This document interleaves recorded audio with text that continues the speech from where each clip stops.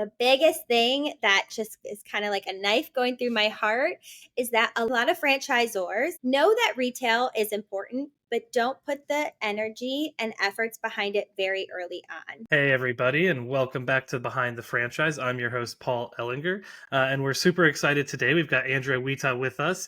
Andrea, maybe if you can, just getting us all kicked off here, give us your quick background. Who are you? What do you care about? And what are you up to today? Yeah, hi, Paul. I'm really excited to be here today and share a little bit about my background and journey in franchising. I always like to start off by saying my background is primarily in retail, product development, merchandising, buying. I started off in the traditional, retail industry, working for big box retailers, specialty stores, and I always like to bring that up because I feel like that really set the tone and the foundation for my career. Hmm. Um, Always, though, throughout my entire life, I've been very active. Appreciated living, a very healthy lifestyle. And in Yeah. 2015, when I moved down to South Florida, with retail being part of my background, there really just was not a lot of opportunity for me with what I did historically. And ironically, Orange Theory Fitness at that time had reached out to me and was looking for Yeah. somebody to essentially join the organization and help scale out their retail programs. And I felt at that time it was marrying two of my Stars passions, aligned. right? Yep, Yeah. exactly. It was, my personal passion and my professional passion. So I joined Orange Theory Fitness in 2017. And that was really a Hmm. pivotal moment in my career where I learned very quickly stepping into Orange Theory Fitness, one of the, greatest success stories in franchising, in my opinion, Yeah. around, wow, I'm in an organization that retail is not the core competency of their business. And there are so many Hmm. untapped opportunities, so many opportunities to educate both the corporate team and the franchisees on how to be successful with retail. So I spent Yeah. 3 years at Orange Theory Fitness, did everything pretty much from A to Z. And then after my tenure at Orange Theory, I stayed in what I'm calling the health and wellness segment of the world Hmm. and started working with different types of franchise businesses, different health and wellness organizations, and ultimately decided to start my own retail consulting company called The Retail Method, because I just Yeah. see there's so much untapped potential and opportunity in retail where a lot of these businesses just don't have the time or the expertise to really focus on it. And that's where I come in and really help execute their vision from a retail perspective. Yeah, no, that's awesome. And I think it's interesting. So, like, what a time to get into health and wellness, right? Like, I feel like the last 15 to 20 years have just seen explosive growth. You've obviously been a part of multiple parts of that. What really like led you to specialize in retail for that, right? Like, is it you just love eating healthy, going to the gym, and you're like, hey, how can I do things I care about? What was like the causal inspiration? Yeah, I love that question because it really just boils down to my passion. And so Hmm. that's one of, I think, kind of the qualities and traits of what I bring through the retail method to these organizations, because I not only Hmm. have decades of experience in retail, but I'm also their core customer. I have friends Yeah. that are their core customers. I live and breathe a healthy and active lifestyle. And so I bring this personal passion in addition to my previous years of experience and expertise to execute the strategy and the vision for the brand. And it's just something that I think really truly helps set me apart, is the energy and the passion that I bring for not only retail but just living a healthy and active lifestyle as well. Yeah, I think we hear that all the time from CMOs or folks in the marketing departments. It's when they can be their own customer, they always find it just easier, even, right? Because you know what's going to catch your eye, you know what's going to cause you to convert. And if you don't, you definitely know somebody who does, that looks like you, acts like you, thinks like you. So it definitely makes a big impact for sure. Absolutely. Interesting. And I know you went over it quickly, but you did work for some really large brands at the beginning of your career. JCPenney, Neiman Marcus, really household names, right? And so I'm curious how retail is different there than it is within a franchising organization like Orange Theory or the clients you work with at the Retail Method. Absolutely. And again, another great question. I think the biggest kind of learning curve for me and going from traditional retail to going into the franchise organization was when you are in a franchise business, I always say the franchisee is your customer, right? Mm, And then you also yeah. have your end customer, right? But I think the first and foremost relationship that you have to build trust and build the rapport with is the franchisee. Hmm. So rather than going direct to the end consumer, you have to craft your assortments so that it is on brand and Mm, profitable for both the franchisor and the franchisee, because there has to be room for everybody, right? So there has to be room for the right. franchisee to want to purchase it, but then leave enough margin to sell to the end user so that they are also profitable as well. So it's a completely different strategy. Whereas in a traditional retail Yeah. background, you're going direct to consumer, all of your marketing campaigns, everything is directed at end user. Where in a franchise organization, you really have to build that trust and that relationship with the franchisee first, and get Yeah. them to understand the strategy, the reasoning why they should carry retail, the benefits behind retail, and how it can do so much more than generate revenue. Yeah. There's so many other benefits like marketing, community awareness, just making sure that they're staying on top of brand standards, right? And kind of creating that holistic Absolutely. end to end experience for their members is just very different than when you're in a traditional retail environment. Yeah, no, that makes a ton of sense. And I'm curious, Orange Theory is obviously such a large visible success, right? They scaled super rapidly. What was it like when you got in there in terms of retail operations? And, what were your primary goals in your time there? And how were you trying to elevate retail for Orange Theory? Because I think they do so well at certain aspects of their brand, right? And so I'm assuming the bar was high for the retail side as well. They do, they do. And when I joined Orange Theory in, like I said, 2017, Mhm.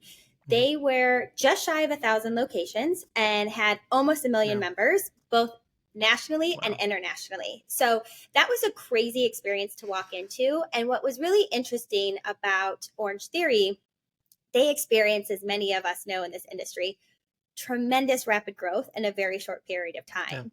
And truth be told, there was not much of a strategy behind the retail. And it got to a point where they said, okay, wow, we are growing so fast. We know the franchisees want this. We know our members Yeah. are so passionate about being an Orange Theory member and they want to wear the Yeah. gear, they want to wear the logo. But we needed to make sure at that time that we were doing it strategically and thoughtfully so that, again, it made sense for the brand and the franchisees. So when I joined the organization, again, with my background in retail, it was the first organization that Yeah. I joined that was not a traditional retailer. I jumped in and started Hmm. asking all these questions. What is your fixture capacity? What's the price points, your sweet spot and price points? And, what kind of I'm brand guessing they may standards do not you not have had have? all those answers. They did not. And that was kind of the light bulb really went off in my head at that point where I said, wow, okay, what a great opportunity to help come in here and essentially grow out the retail program from A to Z. And that really meant developing a full on strategy. Who were the target customers? Mm, What were they looking for? What kind of price points was the sweet spot for both the franchisee and the end users? How are we going to make this scalable? So building out a B2B and a B2C website. And then mhm. how are we going to help the franchisees purchase and sell it? That was the big missing piece, was that you can put Yeah. all of the great merchandise out there. You can put all of the great promotional items or event merchandise out there. But a lot of the franchisees are very busy and rightfully so trying to run their Mhm. studio, driving member engagement, driving sales, and making sure that their studio operations are where they need to be, that they don't have the time and energy to really focus on retail. So, with me at the corporate level, having both my background and helping Orange Theory at that time, we were able to put together these tools and best practices for the franchisees to be able to understand, this is how I should buy it. This is how it needs to go on the fixture. These are the day to day operations that I should really look at and take care of to make sure my Mm. retail program is a success. Yeah, that makes a ton of sense, and I think it bridges the gap to the next question really well, which are, probably saw some of them at Orange Theory, and you probably see more of them now with your clients at Retail Method. But what are the common mistakes you're seeing franchises make within their retail strategy? The biggest thing that just is kind of like a knife going through my heart is that a lot of franchisors Know that retail is important, but don't put the Mm, energy and efforts behind it very early on. And so I yeah, can't tell you how many times I've talked to franchisors or people that worked for, franchise organizations, and they just say, we know it's important, but we just don't have the time or energy right now to put behind it. So sure. we're letting the franchisees do whatever they feel is best for their locations.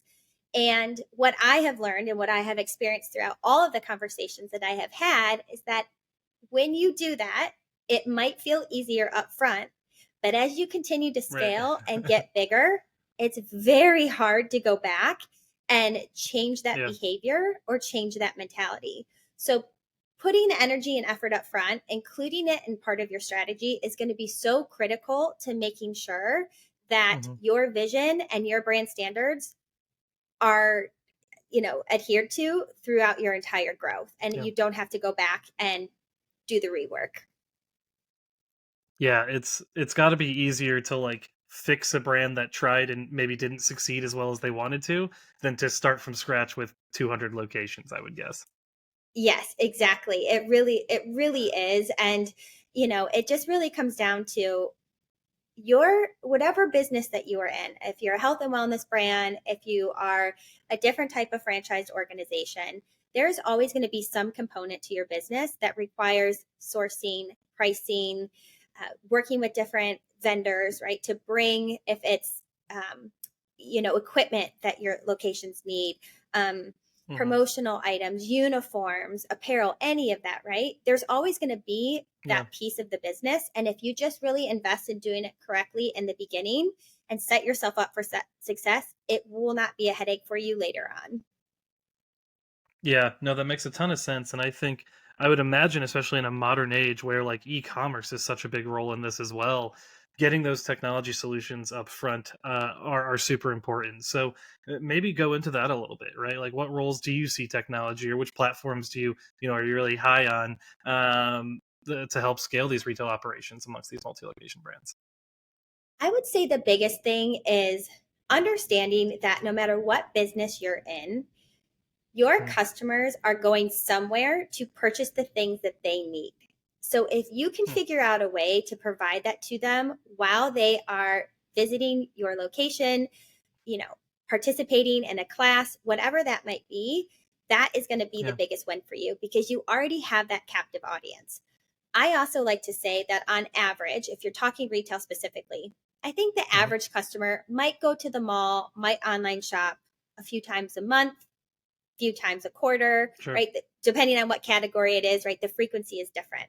When you are in particularly a health and wellness organization, your members are visiting your location usually 3 times a week at minimum, 2 to 3 times a week at Yeah. minimum. Some of them go every Yeah. day.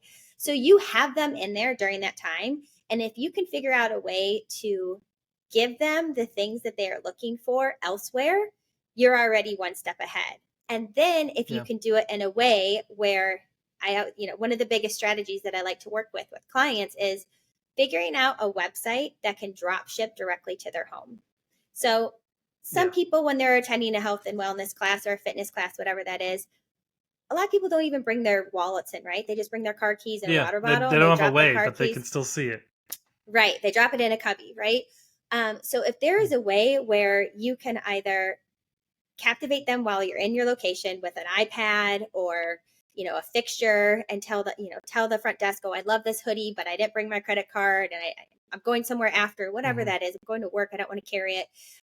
Figuring out a way to have an e-commerce presence where they can order it online and it drop ships directly to their home, like an Amazon deal, you're Yeah. good. And I think that Yeah. is the biggest challenge is a lot of these health and wellness brands that I work with, their lobbies are small. You don't have a big Sure. fixture to display all of your retail. But if you can get creative and strategic with how you're offering the merchandise and figuring out a way to drop ship it to your customers, Mm. you're going to be golden because that's the day and age that we live in is everybody wants everything to be at their fingertips and delivered to their front door Yeah. the next day.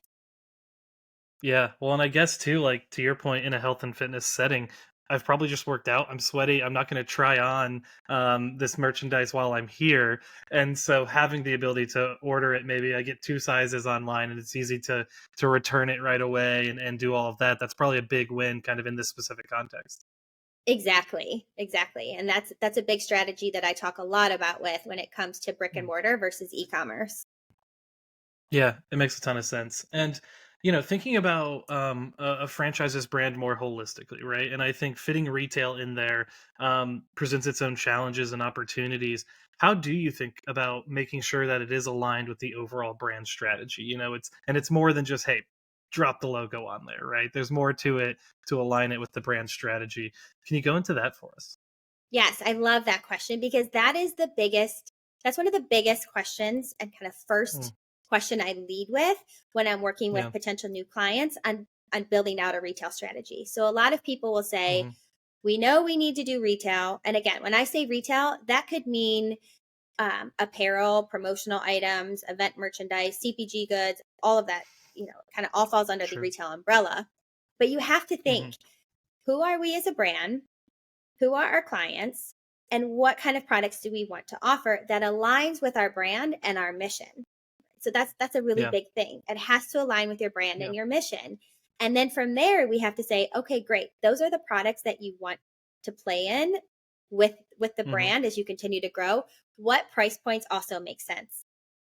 So if you're a location and you can get $300 a month unlimited out of your membership, right? Those people might be able to spend more than maybe somebody who's just coming in using drop-ins once a month or Sure. whatever that is. So you really also have to kind of look at your business model, Hmm. understanding price point sensitivity, where you have opportunities to maybe go higher in your price points, where you should be a little bit more conservative, because that Sure. also too is important to aligning with your brand. Yeah, that makes a ton of sense. And I'm assuming, like, if we're talking apparel specifically, when you're working with a client, are you like, hey, here's Lululemon or Nike, and kind of explaining the pros and cons to how those individual brands may fit and pair with, the apparel that they want to sell for their brand? Is that kind of a way you go about that? I do. And as you're speaking to that, I'm thinking of myself. I always do as part of a strategy exercise. I do a brand positioning grid, much like many Mm, other marketers do when it comes to the brand. And you do it from a retail standpoint. So you have your grid, and you yeah. have, okay, here is where you fall in this grid, and here are all the other competitors around you, whether that be Hmm. other health and wellness brands, whether that be retailers, and you put yourself in the same bucket. And then you can do the competitive research around, okay, these brands offer these types of products at these types of price points with these types of fabrics. Do you feel that that connects with your brand? And then really Yeah. understanding where you fall on that retail brand positioning grid to make sure that the products that you're offering align with where you fall in that grid.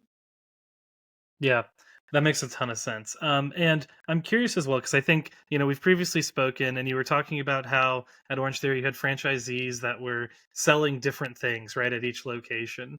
In your opinion, how do you allow like localization at all? And if so, is it in a more brand controlled way than you may say with organic social or something? What does that kind of national versus local balance look like from the retail perspective? I love that question because we also know in all of the brands that I've worked with, those Hmm. members want localized product. They want a shirt that Yeah. says, whatever fitness studio they were at, Fort Lauderdale, Florida, Miami, Cincinnati, Ohio, Yeah. whatever that might be. And so we know that that piece is Yeah. also important. So we would figure out a Hmm. way to create we call it a custom order, where we Hmm. would, like, let's say there was a hoodie, a water bottle, and a t-shirt that we would launch maybe quarterly with new localized designs on it, and they could go Yeah. in and they could place an order for that in addition to the other product as well. And so Yeah. that was a really important, and honestly, that did a ton of volume for us when I was It at Orange sure Theory did, yeah. specifically, Yeah. um, because people want to rep their hometown, and that was just a Mhm. really important piece of that. So I think offering customized, localized product should be part of your strategy in addition to just your basic Mm. core offering as well. We would also do some really fun things. I've done this before in the past where, let's say it was a grand opening or there was an event Hmm. somewhere. We would also kind of host a pop up where we could say, okay, if you buy any of Oh this yeah. merchandise today off the fixture, we'll screen the name on the back of the t shirt, the tank top, the hoodie, whatever it is, today for free or Nice. for a small fee. So Yeah. that's a really also fun way to generate customized merchandise while still using that core selection that you already have. Yeah, I mean, it makes a ton of sense, right? Because I feel like everybody I know that, I mean, speaking of Orange Theory, everybody I know that goes to Orange Theory talks about it like it's like their local boutique place they go to, right? It's like that is, I think, the biggest unlock to that mentality that you can create in the brand is they feel like, it's a massive multi-billion-dollar organization, but it's like, oh, I go there with Joe and Dave and Linda's our instructor, and it's just like I wear this shirt, it says Cincinnati on it, to your point. It Yes, just makes a beautiful little community. it does. It does. And not only, and again, I think Peloton did a great job of this too historically, where they would have Yeah. coaches collections, right? So the Oh instructors yeah, yeah, that yeah, they yeah. would have, they would say, this is a customized collection based on whatever instructor it was. They would print the phrases Yeah. that instructor says, the style, the colors that instructor might wear often, and it would make it feel customized based on Mhm. the experience that the member is having. So there's different things you can do because again, there used to be, oh, I'm part of the 5 a.m. club or my coach says Sure. this, and we would get all of that feedback, and it would be so fun to figure out how to incorporate it into retail because then it felt Yeah. very personal and very connected to the Mhm. brand and the members, which just then makes them want to wear it and buy it more, which it becomes at Right. that point a free marketing billboard for you out in your community. So if you can figure out a way to have an overarching strategy, but then also allow some sort of customization or localization to your strategy, um, I think the possibilities are endless. Yeah, no, no, that's awesome. Switching angles a little bit and kind of talking more into your journey, switching from some very large brands and then eventually starting the retail method. As an entrepreneur myself, I always think it's interesting, like what motivated you to become that, CEO, founder, president role as you kind of progressed your career. I love that question because there has always just been this like burning desire in Yeah. me, I guess you can say, to figure out a way Hmm. how I can help other brands through my experience and my expertise. And giving that to more Sure. than just one company has just always been a vision of mine. I just think all the Hmm. time, especially after I have all these conversations and I have all these experiences working with non-traditional retailers, where I just say to myself, gosh, like there is something to this. There is something to this that if these, and I like to call them mission driven, purpose driven brands, right? Just bring in Hmm. an expertise with Yeah. experience to just help them, even just push them a little bit to get them going. There's something really Yeah. inspiring there to help these brands figure out how they can provide retail, whether that be again, Hmm. apparel, a hat, a bag, whatever that is, right? To these members Sure. Yeah. along their fitness journey is just something that's really inspiring to me. And I have always just I just have so much information and so much passion to share that Yeah. I just really had this desire to figure out how can I really help these brands? How can I share my passion and my energy in more than one place? And so that's really what, was the driving factor in me creating the retail method. Yeah, no, I think you also have like a very unique niche talent, right? I think there's a lot of franchise marketing agencies out there. There's a lot of fractional CMOs or fractional that, but the retail method is pretty unique, right? And your background is very unique when it comes to that. And so I think it has to help you, have the confidence to go do something like this, right? It really does. It really does. And I was just having a conversation a few weeks ago with a potential client, and they Hmm. loved the fact that I also had fashion as part of my background and working for some of these Yeah, traditional yeah, retailers because I think right. it just helps connect the dots a little bit differently than just throwing your Hmm. logo on a t-shirt, right? So I really understand Yeah. the end to end process of what it takes to build a retail program, not only make Hmm. it look good, but then also make it sell and make it a Right. successful extension of your brand, which is just, again, something I'm really energized about. Yeah, making something look good and making something sell are two different, very different challenges. So being able to do Very both is very different. effective. Yeah. Yes, Yeah. yes. Um, Interesting. And kind of asking more around how you stay up to date on the industry, right? Like I think honestly retail probably faster than franchising in terms of how fast it moves and updates to technology and how consumers are spending their money. What do you do to stay up to date, in that for your clients? There are so many blogs and and Mm, resources from a retail standpoint, right? So there's a lot of trade shows yeah. that you can go to. There are a lot of there's one called WWD, which is Women's Wear Daily, and it's a Mm, true fashion blog, But then there's also yeah. some really great like newsletters or blogs that you can stay up to date on when it comes to the health and wellness industry. One that I really love is called the Yeah. Fit Insider. And the Fit The fit. Insider essentially is it delivers curated news and analysis from the Mm, health and wellness industry. And it's been a great resource for me because you can see really where the industry is moving and what's trending in that. And so I yeah. use that a lot as well. And then again, just being that customer, I am always looking Mm, at the competition as well as yeah. not only looking at the Yeah. competition, but probably taking a class there too. Sure. So, Yeah. walking into a location, the first thing my eye goes to in the lobby is where's the retail? What does it look like? What do they offer? What's the experience like? I Yeah. go up, I touch it, I feel it, to really understand who's winning in this category and where there's, definitely opportunity. Yeah, no, that makes a ton of sense. And that's all been fantastic. I'd love to, if you're up for it, jump into the next portion of our show that's kind of quick hitters, 10, 15-second responses. First thing that comes to mind on the question, if that's good for you. I love it. Let's do it. Awesome. Outside of brands you have worked with or are currently working with, what's a franchise brand, that you're inspired by the retail you're interested in, you think they're doing great things? There is a brand called Star Cycle. They are, I Mm. have never spoken to them, but they're Oregon based and it's a 45-minute, fitness cycle franchise organization. They're Yeah, relatively new, but I follow them on LinkedIn and they, in every post, talk about ancillary revenue and give a shout out to retail.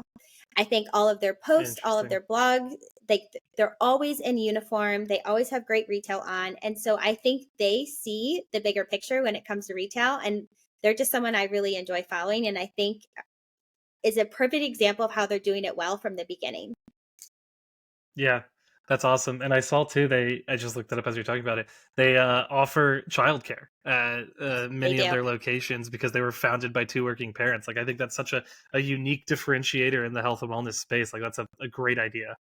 It really is. And there's a few brands that do it out there. And if you can figure out a way to do Mm. it, I think, you're definitely able to grow your customer base, I think, much quickly, especially for those moms that, might need the extra hands during the day, but also want to take care of themselves. Yeah, absolutely. And you kind of talked about some blogs, but a book or podcast you would recommend for aspiring franchise retailers or leaders or marketers? I do like the Fit Insider is my tried and true. Like that is one that It's I the would hope, go-to. Yeah. my go-to that I really recommend anyone who wants to keep up with the health and wellness news. They are a great Hmm. resource. And I definitely highly recommend subscribing to their blogs. Awesome. And then outside of hooking up with you and talking to the retail method, what's a piece of advice, for any emerging franchisors looking to maximize their retail success as they build their brand? Listen to your franchisees, right, with what they want. Not only would I say one, incorporate retail Mm, early on into your strategy, but then two, understand the needs and the wants from the franchisee as well, because they are the ones that are going to be selling to the end user. So yeah. understanding what do they think would sell, what price points do you think would work within your locations, and what kind of operational challenges can we help you with. I think understanding that, now you don't always have to agree with it, right, but getting that qualitative feedback to help drive your strategy, I think, is so critical, because they're the Yeah. ones that are going to have to keep coming back and purchasing more, and selling to the end user. So we have Yeah. to make sure that they're set up for success. Yeah, yeah, no, that makes a ton of sense. And with that last portion of the show, we always like to, like a late night show host, give you, 30 seconds a minute, kind of talk about the retail method. Where can people reach out to you? What's cool, exciting in your life right now that you want people to know about? Yeah. Okay, cool. So you can visit my LinkedIn. I always say LinkedIn is the best place to find me. I have a personal page, Yeah, Andrea Wiita, and then there's also a Retail Method page, at the Retail Method. You can check out, I just launched a brand new website refresh, which let's I'm go. very excited and stoked about. It's Yeah. theretailmethod.com. You can check that out. It outlines, our mission, our services, some, highlights a few of the brands that I've worked with, and testimonials, so you can really understand the impact that the retail method can Hmm. make, and see if it aligns with what you're looking for. And if I can be of any help, I hope you can tell from this podcast how passionate I am about it. And I'd love just to set up a quick Yeah. call and chat and see if I could help any brands out there. Awesome, awesome. Well, Andrea, thank you so much for your time today. I think this was like such a unique and interesting perspective. You're the first, retail, merchandise oriented marketer we've had on the show. So I really appreciate you taking the time, and I know the audience does as well. So thanks for being on. Absolutely. I had a blast, and thanks for having me. Absolutely. And everybody else, thanks for listening again to Behind the Franchise. We hope you guys had an awesome time. And we look forward to having you back to listen to the next show. So, talk to you guys later.